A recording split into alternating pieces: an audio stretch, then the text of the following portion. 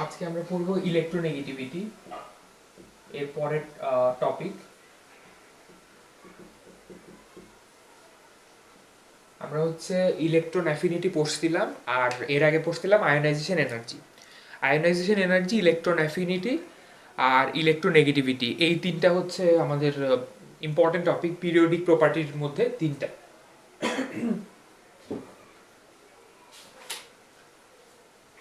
সবার আগে হচ্ছে আমাদের তিনটা জিনিস বলতে হবে। একটা হচ্ছে তোমার আয়নিক বন্ড, আর একটা হচ্ছে পোলার কোভ্যালেন্ট বন্ড, আর একটা হচ্ছে নন পোলার কোভ্যালেন্ট বন্ড।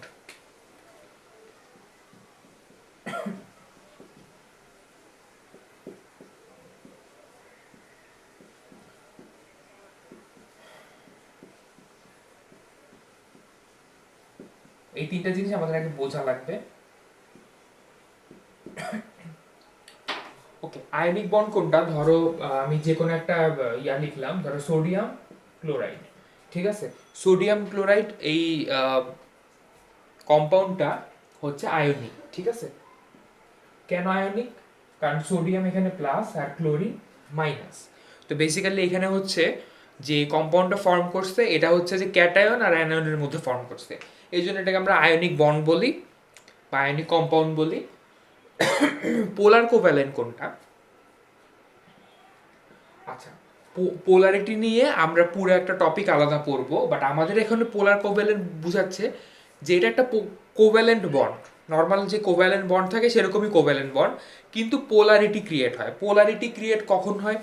পোলারিটি ক্রিয়েট হয় যখন দুইটা অ্যাটমের যে ইলেকট্রোনেগেটিভিটি ডিফারেন্স যখন অনেক বেশি হয়। ঠিক আছে, আহ, আমরা ইলেকট্রোনেগেটিভিটিতে এখানে পড়বই টোটালি, বাট ইলেকট্রোনেগেটিভিটির বেসিক যেই ইয়া ধারণা, বেসিক আইডিয়া, সেটা কি বলে? সেটা হচ্ছে যখন কোনো একটা মানে কোভ্যালেন্ট বন্ডের মধ্যে কোনো একটা অ্যাটম, ঠিক আছে, বন্ডেড ইলেকট্রনটা নিজের দিকে টেনে নিতে চায়, অ্যাট্রাক্ট করতে চায়, ওইটাকে ইলেকট্রোনেগেটিভিটি বলে। তো যখন দুইটা অ্যাটমের মধ্যে ইলেকট্রোনেগেটিভিটি ডিফারেন্স, ঠিক আছে, খুব বেশি হয়, তখন কিন্তু পোলার কম্পাউন্ড ক্রিয়েট হয়। ওটা কিন্তু কোভ্যালেন্ট কম্পাউন্ডই থাকে, বাট ওটার মধ্যে পোলারিটি, পোলারিটি মানে কি? পার্শিয়ালি পজিটিভ পার্শিয়ালি নেগেটিভ, এটা ক্রিয়েট হয়। পার্শিয়াল পজিটিভ সাইন এটা। হাইড্রোক্লোরিক অ্যাসিড এটা একটা পোলার কোভ্যালেন্ট কম্পাউন্ড। অবভিয়াসলি এটা কোভ্যালেন্ট কম্পাউন্ড, কারণ এখানে ক্লোরিন আর হাইড্রোজেন ইলেকট্রন শেয়ার করছে, কিন্তু এখানে ক্লোরিনের ইলেকট্রোনেগেটিভিটি কিন্তু হাইড্রোজেনের চেয়ে অনেক বেশি। দ্যাটস ওয়াই এখানে পোলারিটি ক্রিয়েট হয়েছে। ক্লোরিন হচ্ছে হাইড্রোজেনের ইলেকট্রনটাকে মানে মানে বন্ডের ইলেকট্রনটাকে নিজের দিকে টেনে নিচ্ছে। আরেকটা হচ্ছে নন পোলার কোভ্যালেন্ট, যেগুলোর মধ্যে কোনো পোলারিটি থাকে না। সে ধরো মানে কোনো পোলারিটি মানে যেটাকে তোমরা পিওর কোভ্যালেন্টও বলতে পারো। ধরো ক্লোরিন ক্লোরিন, ঠিক আছে, Cl2, তাহলে ক্লোরিন ক্লোরিনের মধ্যে এখানে হচ্ছে কোনো পোলারিটি ক্রিয়েট হবে না। পোলারিটি ক্রিয়েট তখনই হয় যখন ইলেকট্রোনেগেটিভিটি ডিফারেন্স বেশি থাকে। এখানে ক্লোরিনের ইলেকট্রোনেগেটিভ, দুইটা ক্লোরিনের ইলেকট্রোনেগেটিভিটি ডিফারেন্স জিরো হবে, তাই না? কারণ দুইটাই সেম অ্যাটম, ক্লোরিন ক্লোরিন, এই জন্য দুইটার ইলেকট্রোনেগেটিভ ডিফারেন্স থাকবে না, জিরো হবে। দ্যাটস ওয়াই এটা নন পোলার। এটা হচ্ছে covalent compound but non polar. But এটাও কোভ্যালেন্ট, হাইড্রোক্লোরিক অ্যাসিড, বাট এটা পোলার কোভ্যালেন্ট। আমরা কেন পোলার কোভ্যালেন্ট পড়তেছি? কারণ হচ্ছে যে কারণ হচ্ছে আমরা পোলার কোভ্যালেন্টটা হচ্ছে ইলেকট্রোনেগেটিভিটির সাথে একটা রিলেশন আছে, এই জন্য আমরা পড়তেছি। ঠিক আছে, তো বেসিক্যালি হোয়াট ইজ ইলেকট্রোনেগেটিভিটি, এটা তো আমি একটু আগে বললাম। ধরো তোমার হাইড্রোজেন হাইড্রোজেন আর ক্লোরিন, এই দুটোর মধ্যে কোভ্যালেন্ট বন্ড আছে। তো এখানে কোভ্যালেন্ট বন্ডের মধ্যে দুইটা ইলেকট্রন থাকে, তাই না? তো এই দুইটা ইলেকট্রন ক্লোরিন কি করতেছে? নিজের দিকে টেনে নিচ্ছে, আর হাইড্রোজেন হচ্ছে দিয়ে দিচ্ছে। সো এই জন্য যেহেতু নিয়ে নিচ্ছে পার্শিয়ালি নেগেটিভ, আর এটা হবে পার্শিয়ালি পজিটিভ, এভাবে করে হাইড্রোক্লোরিক অ্যাসিড ফর্ম করে। তার মানে এটার মধ্যে একটা পোলারিটি ক্রিয়েট হয়। পোলারিটি জিনিসটা হচ্ছে সেটাই, যেটা হচ্ছে যে একটা কোভ্যালেন্ট বন্ডের মধ্যে বা কোভ্যালেন্ট কম্পাউন্ডের মধ্যে আয়নিক ক্যারেক্টারিস্টিক্স চলে আসে। আয়নিকে যেরকম চার্জ সৃষ্টি হয়, পোলার কোভ্যালেন্টেও সেরকম চার্জ ক্রিয়েট হওয়ার ট্রাই করে, বাট এটা পার্শিয়ালি চার্জড। তো এই জন্য এটাকে বলে ফুললি চার্জ, পোলার কোভ্যালেন্টকে বলে পার্শিয়ালি চার্জ। বুঝছো? Partially charged. আর এটা হচ্ছে ফুললি চার্জ আয়নিক। আর নন পোলার কোভ্যালেন্টে নো চার্জ, ঠিক আছে, কোনো চার্জ থাকবে না।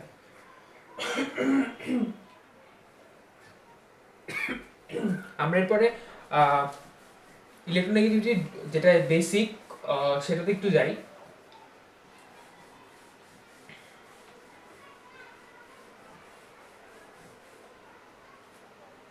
ধরো তোমার HCl যেই কম্পাউন্ডটা আছে এটি একটু আমরা আঁকি।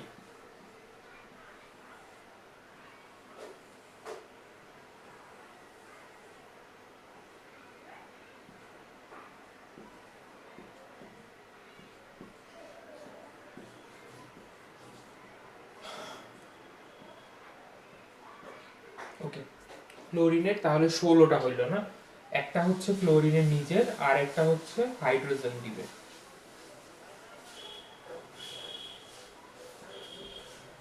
এই যে এটা হচ্ছে হাইড্রোক্লোরিক অ্যাসিডের তাহলে বেসিক্যালি কি হইতেছে দেখো, হাইড্রোক্লোরিক অ্যাসিডে এই যে মানে বন্ডের যে ইলেকট্রন দুইটা, এই দুইটা ইলেকট্রন হচ্ছে বন্ডেড ইলেকট্রন, বা এটাকে বন্ডেড পেয়ার ইলেকট্রনও বলে।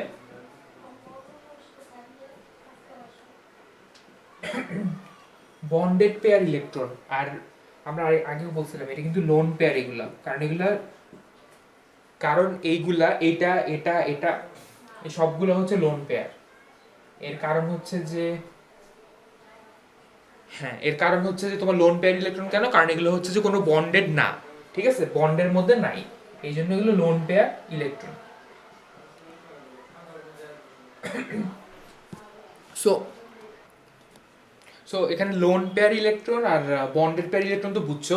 এখানে যে বন্ডেড পেয়ার ইলেকট্রন আছে মানে এই দুইটা ইলেকট্রন, ঠিক আছে, এই ইলেকট্রন দুইটা হচ্ছে ক্লোরিন, দেখো নিজের দিকে টেনে নিচ্ছে। আচ্ছা আমি একটু ভালো করে এটা বুঝাই। এই যে এই অ্যারো সাইন দিয়ে বোঝাচ্ছে যে ক্লোরিন এই দুইটা ইলেকট্রনকে নিজের দিকে টেনে নিচ্ছে। সো এই যে বন্ডেড ইলেকট্রনটা তৈরি করছে ক্লোরিন হাইড্রোজেনের সঙ্গে, এটা কিন্তু ভ্যালেন্স শেলে, তাই না, ভ্যালেন্স শেলের কথা বলছে। তো বেসিক্যালি এখানে যে ক্লোরিনের নিউক্লিয়াস আছে, এই নিউক্লিয়াসটা কি করতেছে, ওকে হেল্প করতেছে, মানে ক্লোরিনের নিউক্লিয়াসটা অ্যাকচুয়ালি ভ্যালেন্স শেলের এই বন্ডেড ইলেকট্রনকে, বন্ডেড পেয়ার ইলেকট্রনকে নিজের দিকে টেনে নিচ্ছে। That's why chlorine partially negative আর hydrogen partially positive ion create করতে পারতেছে। এই জিনিসটাকে মানে এই ফেনোমেননটাকে ইলেকট্রোনেগেটিভিটি বলে। মানে বন্ডেড কোভ্যালেন্ট বন্ডেড ইলেকট্রন নিজের দিকে অ্যাট্রাক্ট করা। ওকে ওকে, এখন তাহলে এই ইলেকট্রোনেগেটিভিটিটা বিশেষ করে মানে বেসিক্যালি চিন্তা করো কার উপর ডিপেন্ড করতে পারে, অবভিয়াসলি অ্যাটমিক সাইজের উপর ডিপেন্ড করবে, যে আগেরগুলো যেরকম ডিপেন্ড করছে। তাহলে কিভাবে অ্যাটমিক সাইজের উপর ডিপেন্ড করে চিন্তা করো, যখন আমাদের গ্রুপ ওয়াইজ চিন্তা করো বা আমাদের কি বলে পিরিয়ডিক্যালি চিন্তা করো, তাহলে ক্লিয়ার অ্যান্সার পেয়ে যাবা। পিরিয়ডে হচ্ছে ধরো লিথিয়াম, তারপরে হচ্ছে তোমার বেরিলিয়াম, বোরন, তারপরে কি কার্বন, নাইট্রোজেন, এরকম করে যাচ্ছে, ঠিক আছে। তো আমরা যদি সাইজের কথা চিন্তা করি, অ্যাটমিক সাইজ, সাইজ হচ্ছে তোমার এই ওইদিকে যেতে যেতে ছোট হইতে থাকে, এভাবে পিরিয়ডিক্যালি লেফট টু রাইটে গেলে ছোট হইতে থাকবে সাইজ। তো ইলেকট্রোনেগেটিভিটিটা কি হবে, ইলেকট্রোনেগেটিভিটি যত সাইজ ছোট হবে, ঠিক আছে, কম্পাউন্ড সরি যত সাইজ ছোট হবে অ্যাটমগুলার, ততই হচ্ছে কি হবে বলতো, নিউক্লিয়াস থেকে ভ্যালেন্স শেলের ডিস্টেন্সটা আলটিমেটলি কি কমবে। এবং আমরা নিউক্লিয়াস থেকে দেখো ভ্যালেন্স শেলের এখানে দেখো ক্লোরিনের সাইজ যদি আরো ছোট হইতো, ঠিক আছে, তাহলে ক্লোরিন কি করতে পারতো, ক্লোরিন নিউক্লিয়াসটা এই ভ্যালেন্স শেলটাকে আরো ভালো মতো অ্যাট্রাক্ট করতে পারতো। সো যদি সাইজ ছোট হয় তখন কি করতে পারবে, ভালো মতো অ্যাট্রাক্ট করতে পারবে, মানে ইলেকট্রোনেগেটিভিটি বাড়বে, রাইট। আর যদি সাইজটা বড় হইতে থাকে তাহলে ইলেকট্রোনেগেটিভিটি কমবে, কারণ ভ্যালেন্স শেলের ডিস্টেন্স কমতেছে, তাই অত জোরে অ্যাট্রাক্ট করতে, অত ফোর্সে অ্যাট্রাক্ট করতে পারবে না। সো ইলেকট্রোনেগেটিভিটিটা হচ্ছে উল্টা হবে। সো বেসিক্যালি তোমার এরকম হবে, ঠিক আছে। আর ইয়ার ক্ষেত্রে যেই ইনার্ট গ্যাস আছে ওগুলোর কি হবে? ইনার্ট গ্যাস কিন্তু নর্মালি কোনো কম্পাউন্ডই ফর্ম করে না। আর ইলেকট্রোনেগেটিভিটি হচ্ছে যে আমরা হিসাব করি কার ক্ষেত্রে? কোভ্যালেন্ট বন্ডের ক্ষেত্রে। যেহেতু কোনো মানে কোনো ইনার্ট গ্যাসগুলা কোনো কম্পাউন্ড ফর্ম করে না, কোভ্যালেন্ট বা আয়নিক কোনোটাই না, সো ওদের ইলেকট্রোনেগেটিভিটি আমার ক্যালকুলেট করার কোনো প্রয়োজন নাই। তো আমরা ইনার্ট গ্যাসের কথা চিন্তা করব না, আমরা চিন্তা করব ইনার্ট গ্যাসের ইলেকট্রোনেগেটিভিটি 0। সবচেয়ে বেশি ইলেকট্রোনেগেটিভিটি তাহলে হবে গ্রুপ 17 মানে হ্যালোজেনের, ঠিক আছে? নাইট্রোজেন, অক্সিজেন, তারপরে ফ্লোরিন হবে এর পরেরটা, লিখি নেই। তো এভাবে করে ফ্লোরিনের সবচেয়ে বেশি হবে গ্রুপ পিরিয়ড 2-তে, তারপর পিরিয়ড 3-তে হবে ক্লোরিনের বেশি, এরকম। আচ্ছা, আমরা যদি গ্রুপ ওয়াইজ চিন্তা করি তখন কি হবে চিন্তা করো তো। ধরো ফ্লোরিন, ক্লোরিন, ব্রোমিন, আয়োডিন, তাহলে এখানে হচ্ছে সাইজটা সহজ জিনিস, এখানে সাইজটা হচ্ছে ইনক্রিজ করতেছে। আর আমরা দেখলাম যে এখানে যত সাইজ ইনক্রিজ করে ইলেকট্রোনেগেটিভিটি ততই কমে। সো এখানেও সেম রিলেশন, এখানে উপর থেকে নিচ দিকে গেলে ইলেকট্রোনেগেটিভিটি কমবে, ডিক্রিজ করতে থাকবে। ঠিক আছে? আর ইলেকট্রোনেগেটিভিটির ক্ষেত্রে একটা জিনিস ভালো জিনিস আছে, সেটা হচ্ছে তোমার তেমন কোনো মানে এক্সেপশনাল কেস নাই, বলতে গেলে একেবারেই নাই। এই জন্য আমাদের ইলেকট্রোনেগেটিভিটির মানে ক্যালকুলেশনের সময় অত চিন্তা করা লাগবে না যে রিলেশনটা কীরকম হবে। যেমন আমরা আয়োনাইজেশন এনার্জির ক্ষেত্রে বা ইলেকট্রন অ্যাফিনিটির ক্ষেত্রে মানে আমরা দেখছি যে পিরিয়ড বাই পিরিয়ড একদম যে ডিক্রিজ করে বা ইনক্রিজ করে এরকম হয় না, মাঝখান দিয়ে কম বেশি হয়ে যায়, তাই না? যেমন আয়োনাইজেশন এনার্জি কিন্তু নাইট্রোজেন আর অক্সিজেনেরটা কি একটু এক্সেপশনাল, তাই না? বেরিলিয়াম আর বোরনেরটা এক্সেপশনাল ছিল। তারপর ইলেকট্রন অ্যাফিনিটি কার্বন আর নাইট্রোজেনের কিন্তু ডিফারেন্ট, মানে একটার চেয়ে একটা বেশি হওয়ার কথা কিন্তু কম হয়ে যাচ্ছে, এরকম হয়েছে। তারপরে ফ্লোরিন, ক্লোরিনের ইলেকট্রন অ্যাফিনিটি তো তোমরা বললামই এর আগের ভিডিওতে। সো এইভাবে করে চেঞ্জ হচ্ছে, বাট ইলেকট্রোনেগেটিভিটিতে তেমন কোনো এক্সেপশনাল কেস নাই, ঠিক আছে? আপাতত নাই। আচ্ছা, ইলেকট্রোনেগেটিভিটি বেসিক্যালি আমরা কিভাবে ক্যালকুলেট করি এটা আমরা একটু বলবো।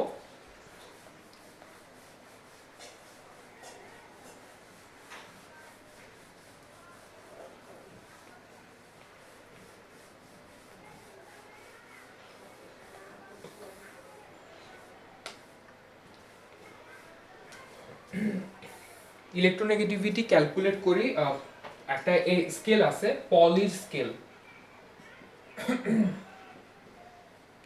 এবং এই পলির স্কেলের হাইয়েস্ট ভ্যালু হচ্ছে 4।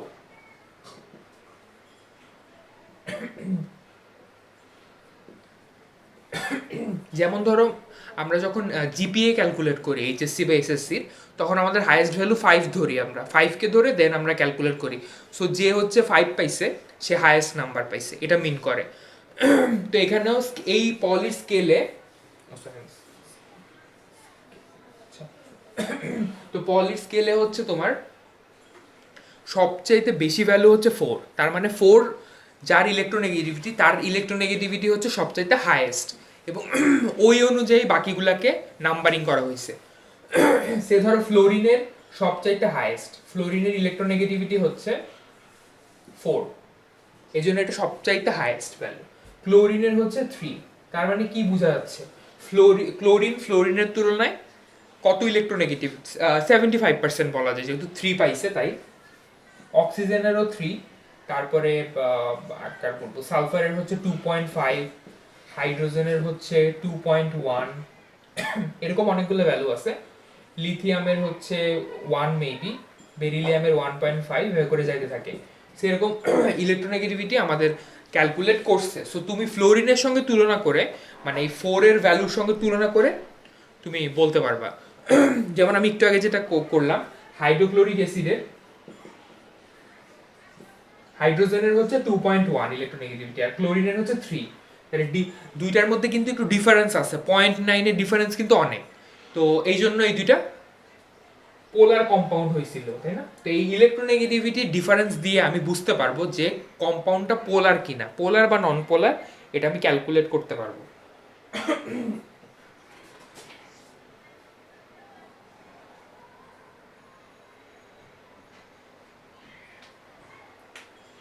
ইনক্রিজ অফ নিউক্লিয়ার চার্জ, এখানে একটা লাইন বলছে যেটা আমি বলিনি, increase of nuclear charge increases electronegativity.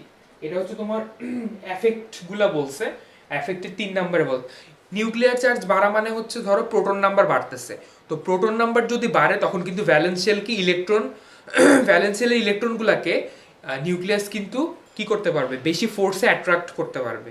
সেই জন্য যদি তোমার নিউক্লিয়াসের তোমার চার্জ বাড়ে তাহলেও কিন্তু ইলেকট্রোনেগেটিভিটি বাড়বে, কারণ তখন সে বেশি অ্যাট্রাক্ট করতে পারবে, এটা বলছে। ওকে, ইলেকট্রোনেগেটিভিটি শেষ আমাদের এখানেই। সরি,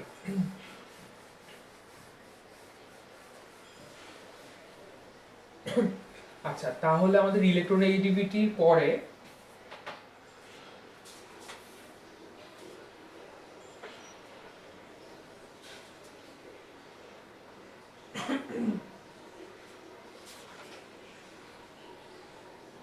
আচ্ছা আমি আরেকটা জিনিস বলবো, সেটা আমি এখনই বলতেছি, কারণ আছে। কারণটা কি জানো? কারণটা হচ্ছে যে আমরা এই যে পোলারিটি পড়লাম, এই পোলারিটির ব্যাপারে একটা জিনিস আছে, এই জন্য আমি এটা অবশ্যই একটু পরের টপিক, বাট এটা এখন বলে দিলে তোমাদের জন্য মেবি সুবিধা হবে একটু বোঝার জন্য। আরেকটা পোলারিটি, এই পোলারিটি টপিকটা আছে হচ্ছে তোমার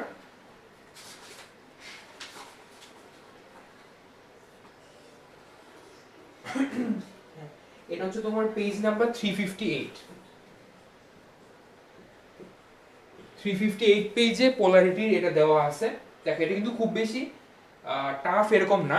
আর একটা কথা, ইলেকট্রোনেগেটিভিটির ভ্যালুগুলো তোমাদেরকে কিছুটা মুখস্থ রাখা লাগবে, মানে মোটামুটি যেগুলো কমন আয়ন, কমন যেগুলো অ্যাটম সেগুলো, যেমন এটা, তারপরে ক্লোরিনের 3, অক্সিজেনের, আচ্ছা সরি অক্সিজেন মেবি আমি একটু ভুল লিখছিলাম ওই সময়, 3.5 অক্সিজেনের, হাইড্রোজেনের হচ্ছে 2.1, সালফারের 2.5, এগুলো মনে রাখা লাগবে। আরো আছে ব্রোমিনের মেবি 2 পয়েন্ট কত যেন ভুলেতে গেলাম, ব্রোমিনের 2.8 আর আয়োডিনের 2.5। ওকে, তাহলে এখানে তোমার কি বলছে, পোলারিটি জিনিসটা কি আসলে? পোলারিটি বলছে যদি কোনো কোভ্যালেন্ট বন্ডে, কোভ্যালেন্ট কোন একটা বন্ডে, বন্ডে কি পাইলাম, আয়নিক ক্যারেক্টারিস্টিক্স।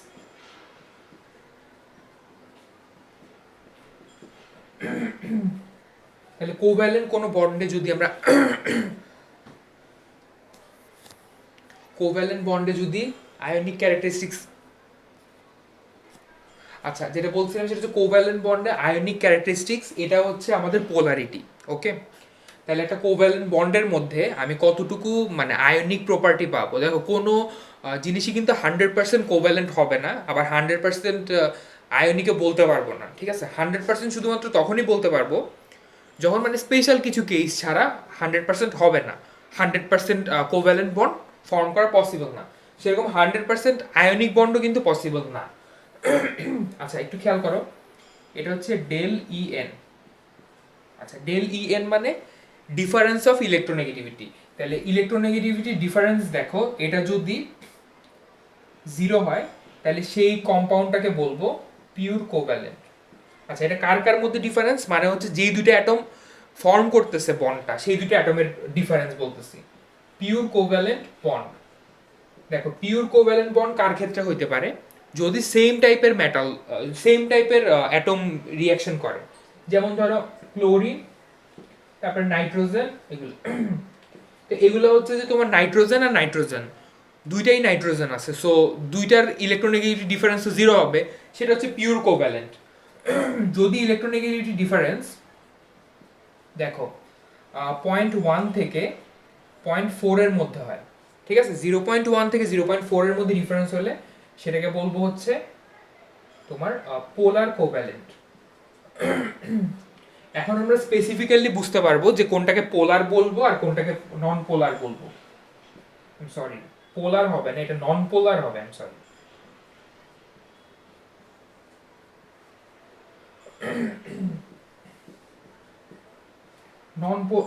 নন পোলার কোভ্যালেন্টের মধ্যে ধরো একটা এক্সাম্পল হইতে পারে H2S, হাইড্রোজেন ডাইসালফাইড। কারণ দেখো হাইড্রোজেনের হচ্ছে তোমার কত 2.1, হাইড্রোজেনের, আর সালফারের হচ্ছে 2.5, দুইটার মধ্যে ডিফারেন্স কত? 0.4। এই জন্য এটা কিন্তু নন পোলার কোভ্যালেন্ট হবে, কারণ 0.1 থেকে 0.4 হইলে নন পোলার কোভ্যালেন্ট। যদি 0.5 থেকে 1.7 এর মতো হয়, মানে 1.7 এর কাছাকাছি অ্যাকচুয়ালি, তখন আমরা এটাকে বলবো পোলার কোভ্যালেন্ট। ওটা কিন্তু স্টিল পোলার, মানে ওটা কিন্তু স্টিল কোভ্যালেন্টই থাকবে, কিন্তু পোলারিটি ক্রিয়েট হবে। যেমন HCl, HCl এ হাইড্রোজেনের কত? 2.1, আর ক্লোরিনের কিন্তু 3, ঠিক আছে, এই জন্য HCl। আচ্ছা, আমরা মানে ওটার মধ্যে পোলারিটি ক্রিয়েট হয়েছে, তাও এটাকে কোভ্যালেন্ট বলবো, কারণ হচ্ছে এখনো পর্যন্ত এটাতে কোভ্যালেন্ট প্রপার্টি ডমিনেট করতেছে, ঠিক আছে। ধরো যে তোমার আয়নিক প্রপার্টি ধরো 30% আছে বা 40% আছে, কিন্তু কোভ্যালেন্ট প্রপার্টি বাকি 60%, সো এখনো কোভ্যালেন্ট ডমিনেট করতেছে, সেই জন্য আমি এটাকে এখনো পর্যন্ত পোলার কোভ্যালেন্টই বলবো। গ্রেটার দেন, যদি এরকম হয় যে 1.7 এর চেয়েও বেশি,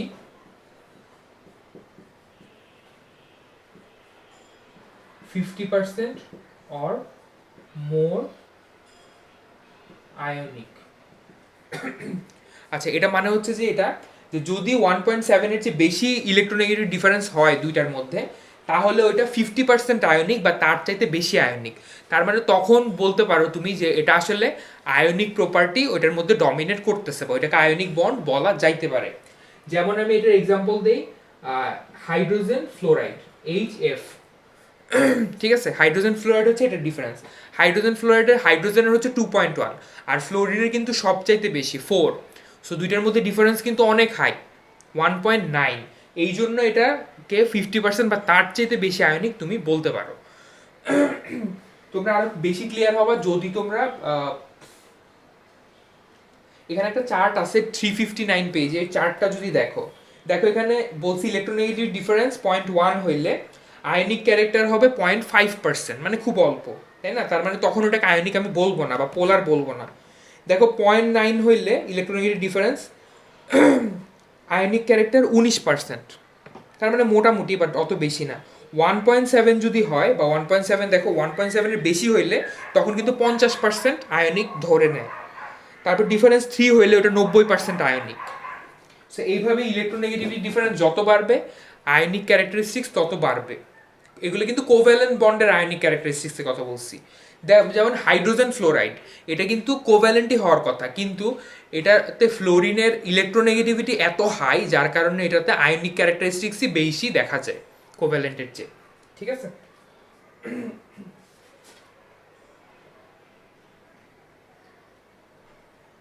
তারপরে ধরো এখানে আরেকটা হাইড্রোক্লোরিক অ্যাসিডের সাথে আরেকটা উদাহরণ দেওয়া যায়, H2O, ঠিক আছে, পোলার কোভ্যালেন্ট H2O, কারণ হাইড্রোজেন আর অক্সিজেনের ডিফারেন্স দেখো কত, 2.1 আর 3.5, তার মানে 1.4 ডিফারেন্স, তো ভালোই ডিফারেন্স। তারপরে আরো অনেক এক্সাম্পলই হইতে পারে। এটা আর কি আমাদের পোলারিটি আর কি বুঝতে হবে, তাইলে আমাদের বুঝতে আরো সুবিধা হবে যে পোলারিটি জিনিসটা কোত্থেকে আসলো, বা পোলার কোভ্যালেন্ট বন্ড কোনটা, ঠিক আছে। এতদিন ধরো পোলারিটি তোমরা বুঝছো, তো যদি ইলেকট্রোনেগেটিভিটি ডিফারেন্স 0.1 থেকে 0.4 এর মধ্যে হয়, তাহলে কিন্তু ওই কম্পাউন্ডটাকে পোলার বলতে পারবা না, ঠিক আছে। এখন তোমরা স্পেসিফিক্যালি বুঝতে পারতেছো। এখানে যেগুলো দেওয়া আছে 358 পেজে আর 359 পেজে, এখানে যতগুলা ইলেকট্রোনেগেটিভিটি দেওয়া আছে সবগুলো আর কি আমার জানা লাগবে, ঠিক আছে, মুখস্থ করা লাগবে।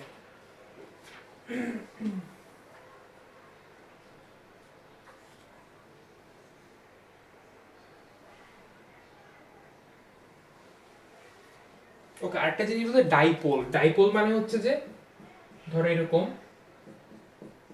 এখানে যে এরকম পোলারিটি ক্রিয়েট হয়, দুইটা পোল ক্রিয়েট করে, তাই না? হাইড্রোজেনের একটা পোল, ফ্লোরিনের আরেকটা পোল, এই দুইটা পোলকে কি বলে? ডাইপোল বলে, একসাথে এটাকে ডাইপোল বলে। তাহলে আমরা আজকে ইলেকট্রোনেগেটিভিটি পড়ছি, ইলেকট্রোনেগেটিভিটির তারপরে আয়োনাইজেশন এফেক্ট, আর এটা কি ইলেকট্রন অ্যাফিনিটি, এই তিনটার আরও কিছু এফেক্ট আমাদের পড়া লাগবে, যেটা একটু পরেই আসছে, মানে এর পরের টপিকে, ওইটা আমরা হচ্ছে নেক্সট দিন দেখবো কয়েকটা এফেক্ট। ঠিক আছে, তারপরে আমাদের মোস্ট ইম্পর্ট্যান্ট টপিক হাইব্রিডাইজেশন শুরু হবে। ঠিক আছে, তো আজকে এতটুকুই।